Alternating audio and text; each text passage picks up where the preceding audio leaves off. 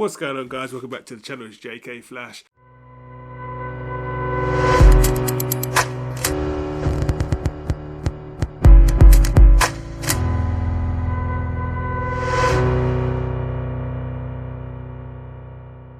And today's video is all about this.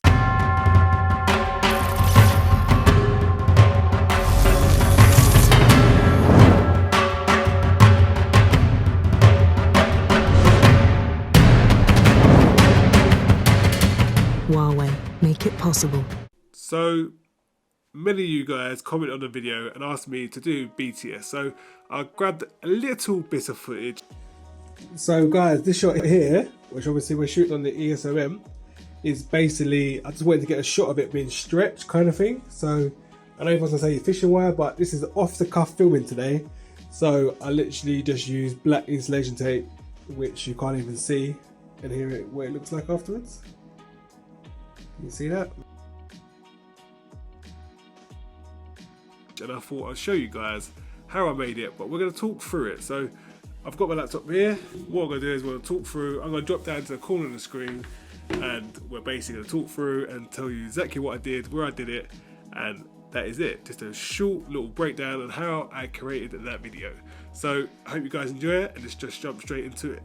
Okay guys, so we're going to jump in. Okay. I'll let you into a little secret. So that part there, where it does a little bit of graphic, that's actually my watch laid down on top of my tablet. So basically what I've done is looked on YouTube for cool motion graphics, and I laid the phone directly in the middle and basically just filmed it from top down. So that's that part.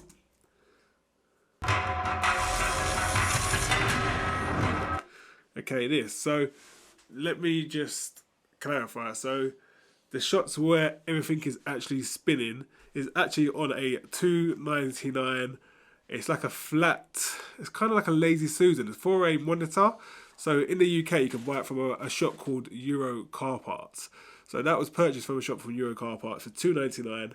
It's called like a rotary table, but I'll put the link in the description below so you guys can check that. I put the actual watch holder inside the watch to hold it, to get a bit of like volume, and then stuck the actual watch onto the table using really strong Gorilla Tape. And then what I kept doing was kept spinning it, different directions, different speed, and obviously, as you know, it was shot on the EOS. It was actually shot at 48 frames mode at 1080 RAW, and then RAW 14-bit.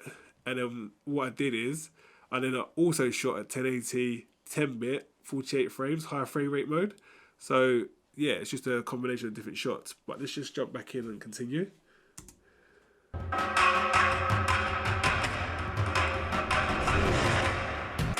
And that bit there, so you see the bit where the red comes over. I took the nanlight pavo tube and I was literally just going round and round and round. Every time I was filming, just keep going round.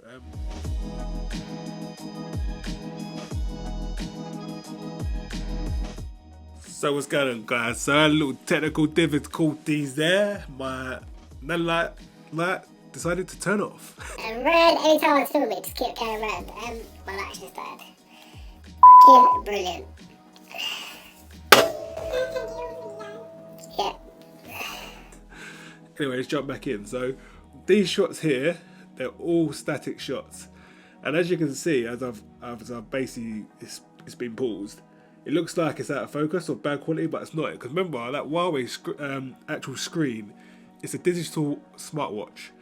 So basically, that is how it looks close up. So it's not in focus or whatever. It's just because it's digital. Okay, so that part there, where it's literally going mental, like absolutely mental, is just me lapsing around the watch, sped up, basically. Huawei. And that's it. Hopefully Huawei don't do me for copyright. But yeah. So Huawei. simple is literally just like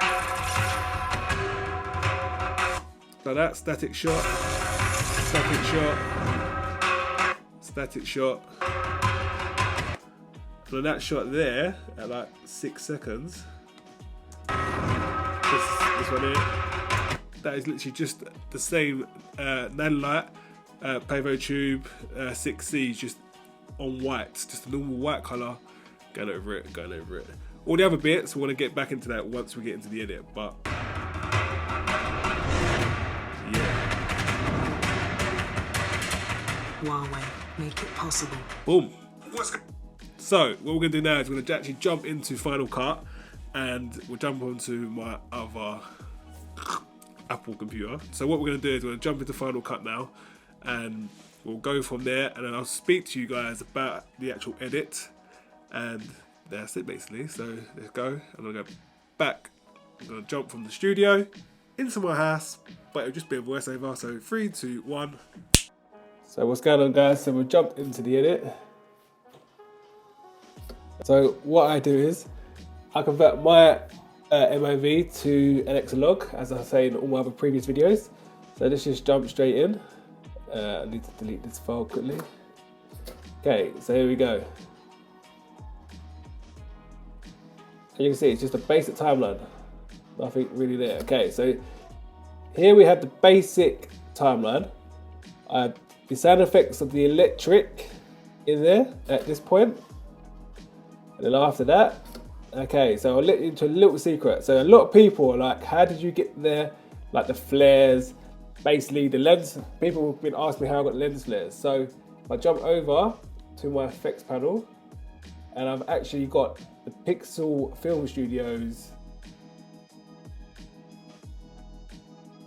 So here we go. So basically I've got this plugin, which is controlling all the lens flares. So that's all I've done. It's a bit fiddly, but this is not sponsored out or anything from them guys or anything like that. I paid for that. So, but yeah, it's just different layers of them added on over the top. And that is it basically. So it's not actually too tough of an edit. The hardest bit was, for me, was like the keyframes. So as we watch, like this. So you'll see, look, the keyframes here was moving the watch to spin towards, but they're all just keyframes. With a sound effect, a swoosh sound effect added to give it that swoosh like that. Perfect timing. That's it. And everything's just synced to music.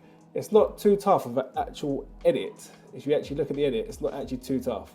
Quite a few layers and stuff, but it's nothing too tough. A lot of it is just what I've gone over because I didn't like the actual keyframes. So a lot of the time I'll literally just copy, like here, copy over the paste. I'll just copy over the actual original file, paste it on top, and then you can just use it or not. See? I've just repositioned it in the shot.